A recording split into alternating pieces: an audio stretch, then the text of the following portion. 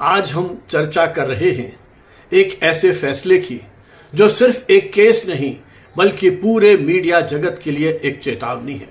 Delhi high court ने digital platform news laundry को आदेश दिया है कि वह टीवी टुडे नेटवर्क अर्थात आज तक और इंडिया टुडे के खिलाफ कुछ भी आपत्तिजनक कंटेंट हटाए। कोर्ट ने कहा है, अभिव्यक्ति की स्वतंत्रता का तात्पर्य यह नहीं कि आप अपमानजनक भाषा का इस्तेमाल करें।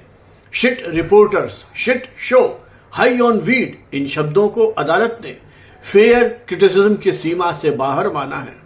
कोर्ट ने कहा, ऐसी भाषा सार्वजनिक विमर्श को आगे नहीं बढ़ाती बल्कि केवल प्रतिष्ठा को नुकसान पहुंचाने का इरादा दिखाती है।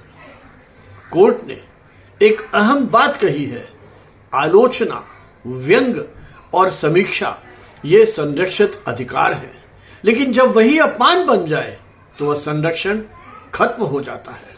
उचित आलोचना तर्क, विश्लेषण और तथ्य पर आधारित होनी चाहिए, न कि गाली और व्यक्तिगत हमलों पर आधारित। न्यूज लॉन्ड्री ने कहा, हम अलग प्लेटफॉर्म हैं, हमारा मॉडल अलग है, लेकिन कोर्ट ने इस दावे को खारिज करते हुए कहा, आज के डिजिटल युग में सभी मीडिया प्लेटफॉर्म एक ही इकोसिस्टम के हिस्से हैं। दर्शक अब प्लेटफॉर्म से बंधे नहीं हैं, सब एक ही ऑडियंस के लिए प्रतिस्पर्धा कर रहे हैं, इसलिए एक का कंटेंट दूसरे की प्रतिष्ठा को प्रभावित करता है। कोर्ट ने यह भी स्पष्ट माना कि प्रथम दृष्टया मानहानि और व्यावसायिक अपमान का मामला बनता है। न्यूज लॉन्ड्री ने बार बार अपमानजनक भाषा का प्रयोग किया है।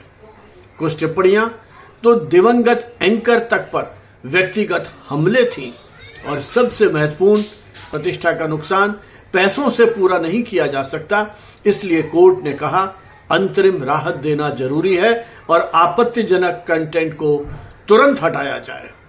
यहां एक बड़ा संदेश छिपा है, सिर्फ व्यंग, फेयर कमेंट या ट्रुथ कहकर कह देने से आप हर बात को सही नहीं ठहरा सकते, क्योंकि अगर ऐसा हो जाए तो हर कोई इन शब्दों के पीछे छिपकर जवाबदेही से बच सकता है।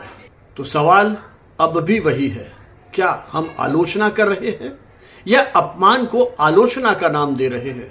पत्रकारिता की ताकत शब्दों में है और वही शब्द जब संतुलन खो देते हैं तो विश्वास भी खो जाता है। सोचिएगा, क्योंकि मीडिया सिर्फ खबर नहीं बनाता है, वह समाज का चरित्र भी